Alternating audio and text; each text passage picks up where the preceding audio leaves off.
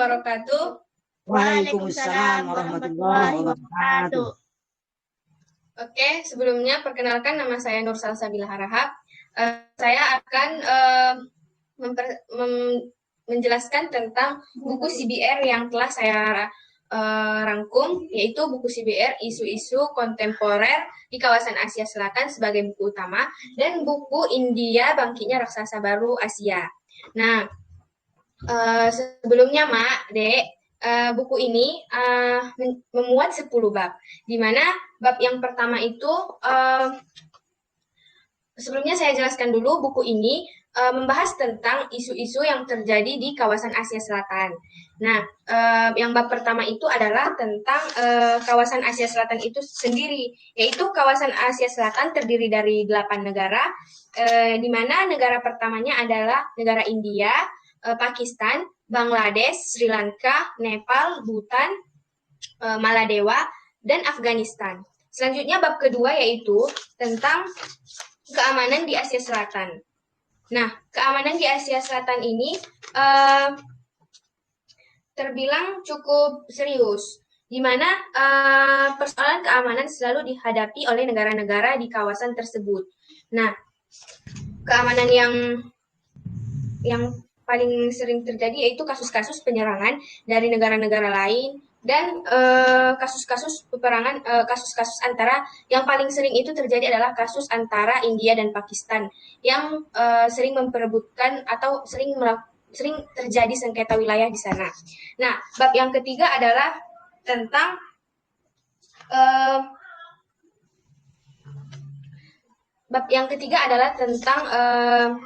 penggunaan nuklir di India dan Pakistan.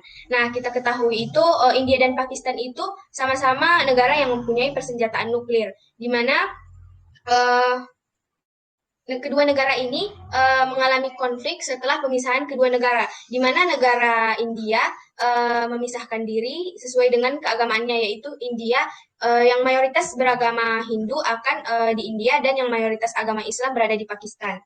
Nah, kedua negara ini sering mengalami sengketa wilayah karena memperebutkan negara Kashmir. Nah, kenapa mereka memperebutkan negara Kashmir? Karena Kashmir adalah negara yang dari segi mempunyai keunggulan dari segi pertanian, ekonomi, dan kondisi alamnya.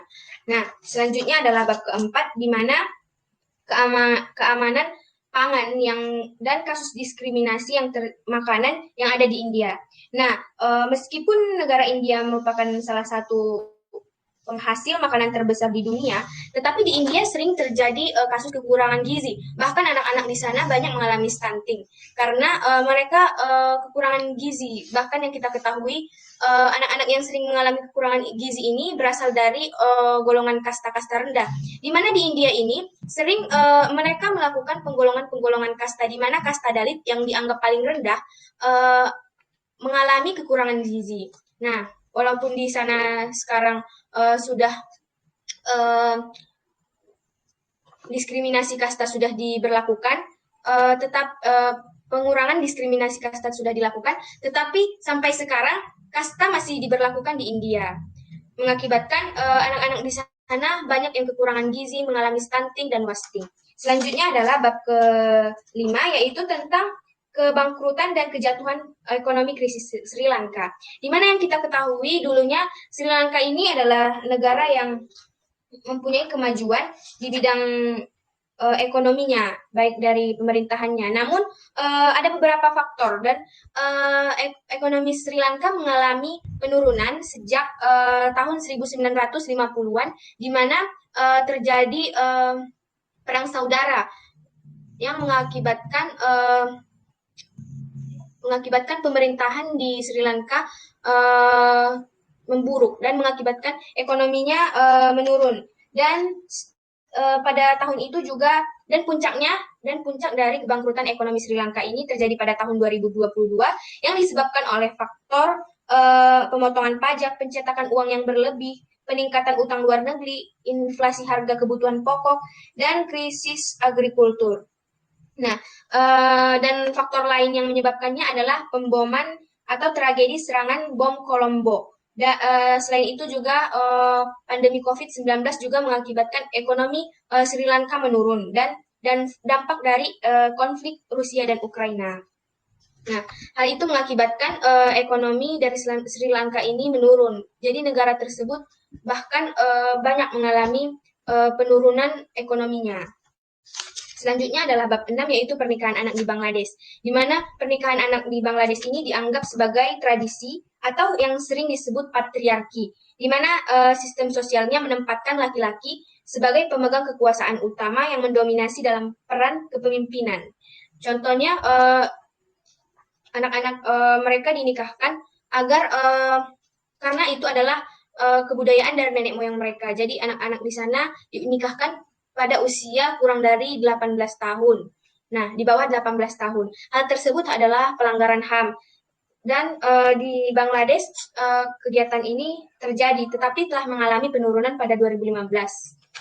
Nah, selanjutnya bab ke-7 adalah kehidupan hijrah di balik jeruji sosial, di mana hijrah tersebut adalah penyebutan terhadap jenis kelamin ketiga atau transgender yang berlaku di India, Bangladesh, dan Pakistan. Seringkali berujung tindakan diskriminatif di masyarakat. Nah, seperti yang kita ketahui, jelas saja transgender ini didiskriminasi karena hal tersebut memiliki dampak negatif di masyarakat, di mana masyarakat menganggap hal tersebut tidak baik. Bahkan di Indonesia sendiri, transgender itu adalah hal yang sangat sangat tidak baik, di mana dia mengubah jenis kelaminnya.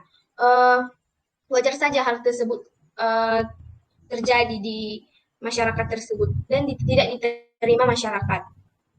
Nah, selanjutnya adalah bab ke-8 tentang pembersihan etnis Lospama di Butan. Di mana yang kita ketahui sendiri, etnis Lospama tersebut adalah etnis yang terbilang minoritas di Butan.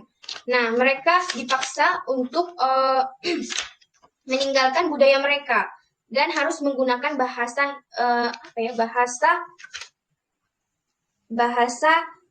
Dzongkha atau bahasa resmi Butan. Nah, minoritas ini mengalami diskriminasi di Butan dan mereka tidak diperbolehkan melakukan kebudayaan mereka di sana. Nah, seperti itu. Selanjutnya adalah isu bab 9, yaitu isu keamanan manusia dalam industri fast fashion di Bangladesh. Nah, dapat kita ketahui sendiri industri fast fashion ini atau industri pakaian di Bangladesh memang memiliki manfaat, tetapi ada juga dampak negatifnya seperti masalah kemanusiaan, di mana masalahnya itu sering terjadi kekerasan dalam pekerjaan, khususnya pada perempuan, dan upah yang tidak sesuai dengan jam kerjanya. Dan selain itu adanya kesalahan-kesalahan yang terjadi di pabrik tersebut, kerugian dan limbah-limbahnya mengakibatkan kerusakan lingkungan. Hal itu menjadi buah pikiran bagi pemerintah yang ada di Bangladesh. Selanjutnya adalah tentang bab 10 tentang isu perdagangan, prostitusi anak dan perbudakan anak di Bangladesh. Nah, sejak kita ketahui sendiri, Bangladesh tersebut pada tahun 2000 telah melegalkan prostitusi sendiri. Nah, walaupun prostitusi di sana dilegalkan, tetapi anak di bawah 18 tahun tidak diperbolehkan bekerja di prostitusi tersebut. Karena itu melanggar hak-hak anak. Jadi, sejak lama sendiri Bangladesh telah menjadi tempat transit kegiatan pekerja imigran, termasuk baik dari luar negeri maupun dari dalam negeri.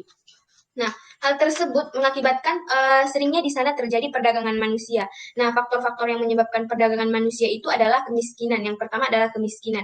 Dari kemiskinan ini, mereka ingin memperoleh kehidupan yang layak, sehingga mereka ingin bekerja di kota dan mungkin di sana mereka dijanjikan dengan kehidupan yang layak atau dapat mengubah kehidupannya, sehingga mereka di sana tertipu dan mengakibatkan terjadi perdagangan manusia di sana. Dan selain itu juga hal tersebut mengakibatkan banyaknya korban yang sering mengalami perdagangan manusia itu sendiri adalah perempuan dan anak-anak. Karena perempuan dan anak-anak dianggap lemah oleh para penipu-penipu tersebut. Nah, mungkin itu yang dapat saya jelaskan. Kurang dan lebihnya saya mohon maaf, dan selanjutnya saya akan menjelaskan tentang buku India Bangkitnya Raksasa Baru Asia. Nah, di mana buku ini membahas tentang kebangkitan negara India. Nah, kekuatan India ini kemajuannya terjadi di bagian sektor ekonominya. Nah, profil negara India sendiri adalah negara republik parlementer, dan mayoritas penduduknya adalah agama Hindu, dan bahasa yang digunakannya adalah bahasa Hindi, dan mata uangnya adalah rupee. Nah, India sendiri merupakan negara yang mulai berkembang, di mana negara India memiliki kemajuan-kemajuan, yaitu kemajuan teknologi informasi, otomotif, film, dan farmasi. Di mana yang paling kita ketahui itu tentang perkembangan film di India, di mana film-filmnya itu telah mendunia dan sering bersaing dengan Hollywood, atau film-film India itu sering disebut dengan Bollywood, dan hal itu mengakibatkan kemajuan ekonomi di India yang signifikan. Nah, pendidikan di India diadopsi dari Barat pada abad 19, di mana yang kita ketahui India itu pernah dijajah oleh Inggris, dan mereka pada 1971. Nah, meskipun di India mengalami kemajuan, tetapi ada faktor-faktor yang menghambat kemajuannya tersebut, yaitu tentang faktor-faktornya, contohnya yaitu korupsi, kurangnya disiplin di sana, dan hal-hal lain yang mengakibatkan hal-hal lain yang mengakibatkan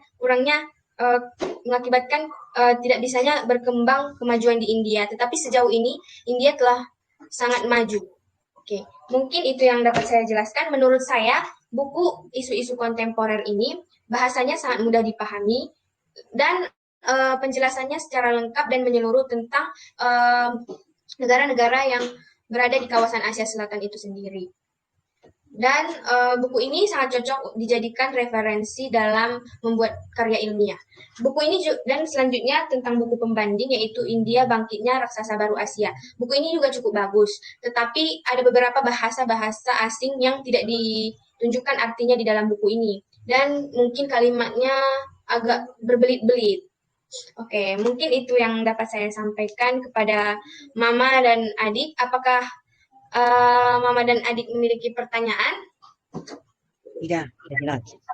Oke, terima kasih kepada Mama dan Adik. Semoga ilmu yang saya jelaskan tadi bisa bermanfaat khususnya bagi Adik, karena sebentar lagi Adik juga akan kuliah.